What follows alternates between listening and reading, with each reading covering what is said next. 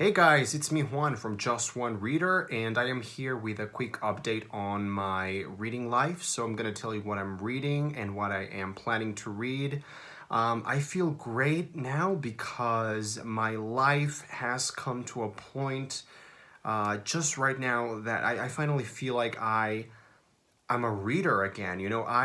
For the past year of my life, I've been so busy reading Freud and reading for my Freud seminar, which I now officially finished, finally, once and for all. And so a lot of time for me has opened up. So now I have more free time. I am still teaching at college, at university, so I still have some things that I have to do for that job. But everything else in my life has relaxed finally, has opened up. So I have more time. And so I feel like a reader again, like an actual person who actually enjoys the pleasure of reading books for pleasure. It's incredible. So, the book that I am currently reading at the moment, I am in the middle of a buddy read, a very interesting, wonderful buddy read with Leo from A Little Book Life, one of my favorite channels. He is from the Netherlands, and it's wonderful because we are reading The Shining by Stephen King. I am reading it in Spanish. This is my very old Spanish copy, which is super dirty. You can probably see how dirty it is. It's ancient. Leo is reading it in English. So it's a really interesting book to read at this point in my life, in my professional career as a psychologist, as a clinician, and as a psychoanalyst. Because this book, I read it when I was 11, and so most of it just went completely above my head. I didn't get many things, but now I am really getting the real psychological implications that are in this book. So you bet your ass that when I am done with this baby, with this bad boy, I will be posting a review including some psychology, some psychoanalytical elements in that review. But yeah, I am really enjoying this book. I think it is fascinating. It's incredibly well written for a Stephen King book. I've always liked Stephen King, but some of his books are very badly written. And this one I feel is pretty good. It's pretty lean. There are some unnecessary details that I wish had been edited out, but that's kind of a usual thing with Stephen King. I always feel that. But in this one, it's not as bad. I think it's a pretty lean text. I've only been reading it for a day and a half, and I'm already halfway through. So it's going very, very quickly. And I am finding it really interesting and really fun. And I have to say that reading it with Leo is wonderful because he has some insight. He has some insight about certain issues and certain things that maybe I wouldn't really have thought about if it hadn't been for him, for his guiding hand, I guess. So, of course, when we are finished reading The Shining, we will be reading Doctor Sleep, which is the sequel to The Shining, which was published in 2013, I think. Yeah. And the movie is coming out this year, I believe, with Ewan McGregor. And we are reading The Shining and then Doctor Sleep as a preparation for the movie. So yeah, and everybody seems to be pretty confident.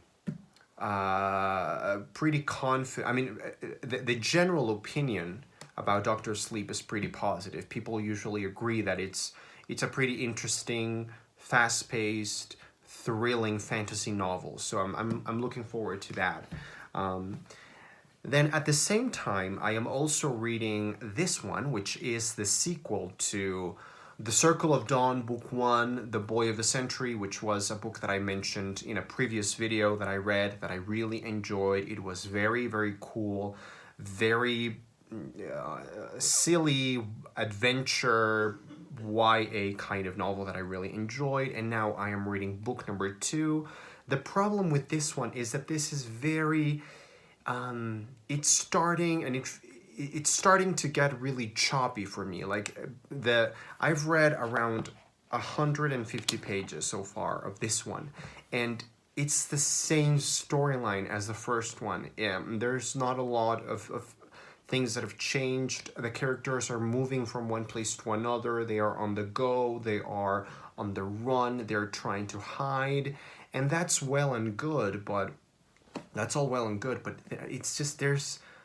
not really anything else going on. So I am feeling a little bit tired of this one. So I am reading it more slowly. I am taking my time, and I am having a much better time with The Shining, actually. Then I will probably have like a week of time to read another book before I go to London. So I will be going to London I will be flying to London the 18th. So I will be I will be arriving at London on the 19th of July, and I will be there for about 10 days. So before my trip to London, I do want to read at least one book, and I was struggling thinking, what could I read in a week that is fun, that I don't have to think a lot about, something that is different, something that I haven't really planned that much, and I came up with this possibility. First of all, this cover is really, really cool. It's very twee, and it sort of reminds me of like a Wes Anderson kind of story. So this is called Secret Passages in a Hillside Town, and it was written by Pasi Ilmari Jaskalainen. He is an author, I think he's from Norway. Oh my god, it doesn't say. Anyway, Anyway, this really great writer from, I think, Norway or Denmark, I don't remember.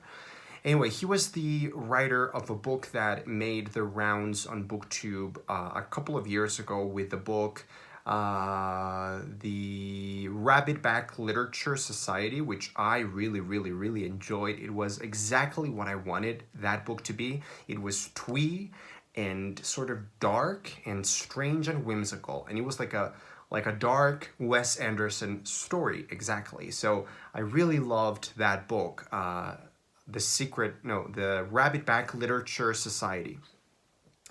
And now I have this one. I have no idea what this book is about, but I really, really enjoyed this author with his previous novel, and so maybe this will be a good idea to try out before I go to London. But if you have any other options, any other ideas of things that I could read in 1 week, I would very much appreciate it.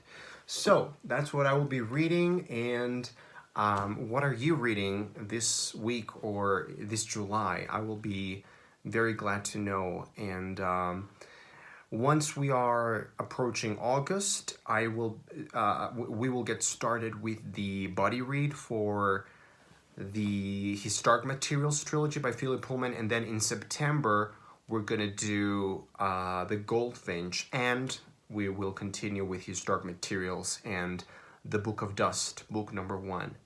So if you are signed up to any of those read-alongs that we're doing in August and in September, wait to hear from me once we are approaching those months, because I will give you more information when the time is approaching. That's it. Thanks for watching.